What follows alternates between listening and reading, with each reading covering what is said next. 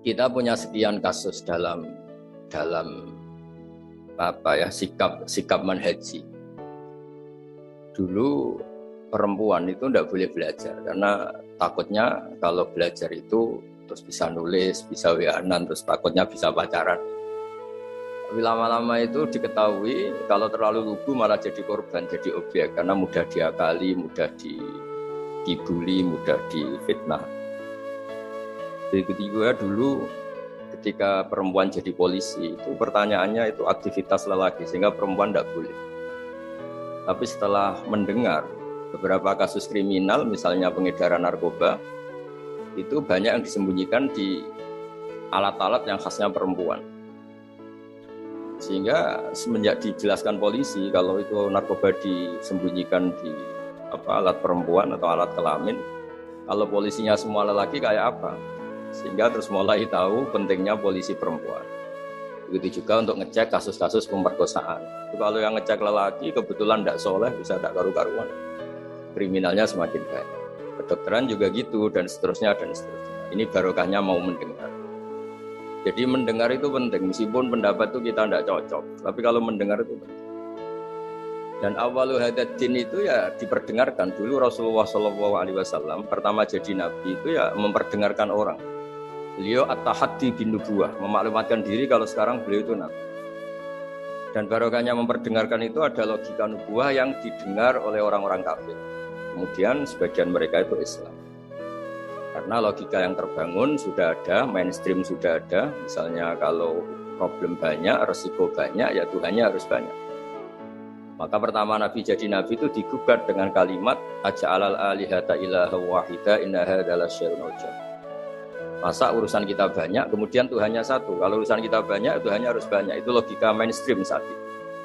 Sampai Nabi bikin logika tandingan, yaitu kalau kamu jadi buruh dan majikannya banyak, semuanya minta dilayani, semuanya minta diturutin, Anda yang bingung. Kemudian mereka setuju. Nabi memberi satu pemahaman, Tuhan kamu adalah majikan kamu, Rabbukum sayyidukum. Dan itu kalau banyak, kamu akan bingung karena semuanya punya hak merintah, punya hak negur, terutama punya hak memberi sanksi. Itu yang disebut Dorobawo masalah rojulan fihi syuraka umutasyadisuna wa rojulan salamal lirojul. Nah logika-logika permanen ini yang disebut kita nggak boleh ekstrim karena semua cerita dulu Nabi itu sah ya. Sah itu meskipun itu nggak pilihan sah mendoakan umatnya kena azab kayak zaman Nabi Nuh, Nabi Soleh kalau mereka nggak nerima ajarannya. Tapi itu pun setelah mimba jima ja'atumul bayinah atau sebagian ayat disebut hatta ta'tiyahumul bayinah. Jadi sanksi itu setelah kita memberi penjelasan kebenaran itu terang welo-welo, sejelas-jelas mungkin. Logika yang nggak bisa ditolak. Itu baru sah kita mengkutuk, baru sah kita menyalahkan. Sehingga semua Nabi itu punya kemampuan fatona, kecerdasan yang orang itu nggak bisa ngilang. Dulu misalnya di fikih, orang Madinah itu abkhosun nas, orang yang paling buruk dalam timbangan. Orang yang sering transaksi tidak cash, tidak nakdan. Misalnya beli mangga masih pentil itu sudah dibayari dengan asumsi jadi mangga tua. Itu sudah perilakunya ahli Madinah zaman itu begitu. Terus Nabi datang, ara'aita in mana'awahu as-samra fabima astahilu ahadukum ma'ala sohibi. Kamu menjual dengan asumsi itu sudah mangga tua. Kemudian mesti harganya mahal. Bagaimana kalau masih pentil sudah kena musibah, kena angin? Lalu kamu mengambil uang itu atas nama apa? Atas nama mangga tua nyatanya yang didapat pentil, atas nama pentil masa iya harganya sebanyak. Akhirnya ada kesadaran bahwa muamalah seperti itu tidak sehat, tidak benar. Begitu juga logika-logika tentang ada seseorang pemuda yang mau masuk Islam tapi syaratnya dibolehkan zina. Sampai geger karena itu enggak etis. Ketika geger-geger Nabi tanya, ada apa itu? Ada syabun yadkhulu fil Islam tapi yasta'zinu fi zina. Dia tetap izin bisa zina. Kata Nabi, sudah enggak apa-apa suruh sini ya. Setelah ketemu Nabi mau mengset ya, membuat logika yang luar biasa. Atau hibbuhu li bintik, kamu suka kalau punya putri kemudian jadi demenannya orang, jadi dizinain orang. Ya enggak. Kamu suka kalau perilaku itu ada di ibu kamu. hidung belang menjadikan ibu kamu objek seks ibu itu. Hidung belang itu ya tidak terima. Atau hibbuhu li bintik, atau hibbuhu li ummik, atau hibbuhu li kholatik, li amatik. Nabi itu ngulang berkali-kali. Sampai muda tadi menyimpulkan betapa buruknya zina. Bagaimana kalau korban itu anak saya, ibu saya, bulik saya, budi saya, dan sebagainya. Semenjak itu kata beliau, kata pemuda tadi sama masuk Islam tanpa persyaratan boleh zina, dan zina itu abbahasya. Sesuatu yang sangat buruk. Nah ini yang harus dilatih terus oleh sikap-sikap ya. Yang nyuwun sewu bisa disebut ekstrim karena harusnya logika-logika Islam itu dipahami secara ya beberapa kali larangan-larangan manhiyat juga Allah menyebut innahu kana fahsyata wa makta wa sa'a. Jadi disebut itu buruk sekali. Misalnya pembunuhan, bagaimana kalau itu anak kamu, korbannya keluarga kamu. Sadis juga gitu, bayangkan kalau itu korbannya anak kamu. Sehingga dari baca ini kitabnya Sayyid Abdul Harun, saya alhamdulillah baca dan saya baca mungkin 2 jam khatam karena memang pola itu pola mainstream.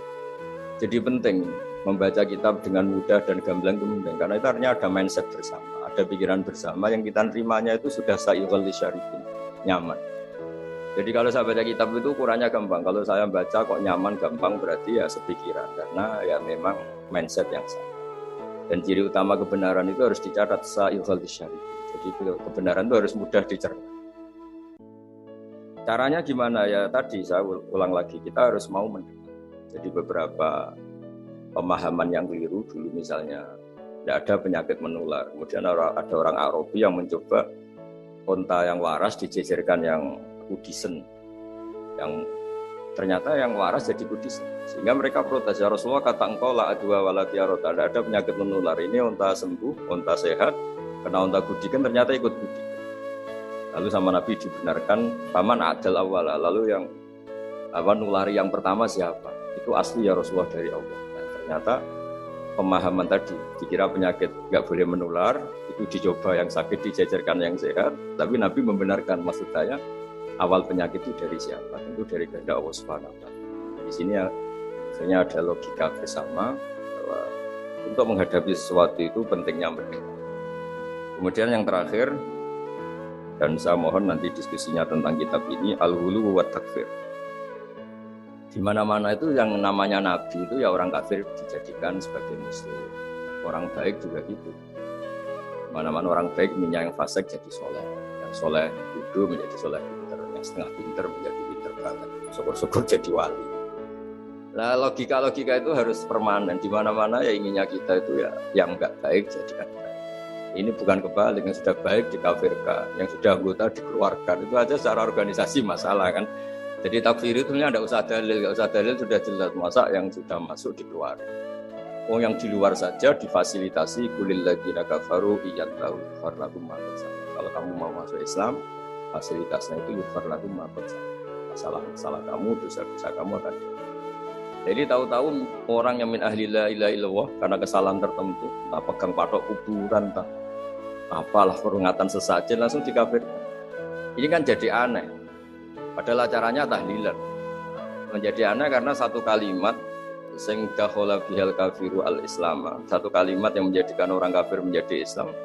Kemudian dengan kalimat yang sama orang Islam hanya menjadi kafir hanya karena pegang patok kuburan atau karena acara-acara tahlilan yang dia khurafat. Ini kan jadi aneh dengan kalimat yang sama, yang satu berstatus mengislamkan, yang satu berstatus mengkafirkan. Nah, sering mendengar gini, insya Allah menjadi luar biasa. Masyhur itu dicerita di Bukhari, dan saya senang cerita itu ada orang syaribul khamri. Mulai dulu Imam Muhyiddinnya Kiai itu macam-macam. Dia itu syaribul khamri, tapi kalau nggak di masjid nggak senang. Dia sukanya di dekat-dekat masjid karena dia nggak mau jauh dari tempat orang soleh. Sehingga ketika dikhat oleh Nabi karena keseringan minum sampai wakana yulaqabu himaron di Bukhari disebut orang itu panggilannya himar. Tapi ketika sahabat mulai melaknati dia, kata Nabi la tal'anu fa innahu yuhibbullaha wa rasulah. Kamu jangan melaknati pemuda itu, bagaimanapun dia senang Allah dan Rasul. Itu di bab tobat, di beberapa bab di kitab Ihya dijelaskan sama singkat kalimatnya. Falam yukhrijhu bil ma'siyah anil mahabbah. Nabi tidak mengeluarkan orang itu dengan salahnya dia syurbul khamri, tidak dikeluarkan dari status mahabbah. Falam yukhrijhu bil ma'siyah anil mahabbah. Karena ya maksiat itu desainer hawa nafsu dan itu biasanya zallah. Zallah itu tidak status. Tapi kalau mahabbahnya seorang mukmin pada Rasulullah itu status.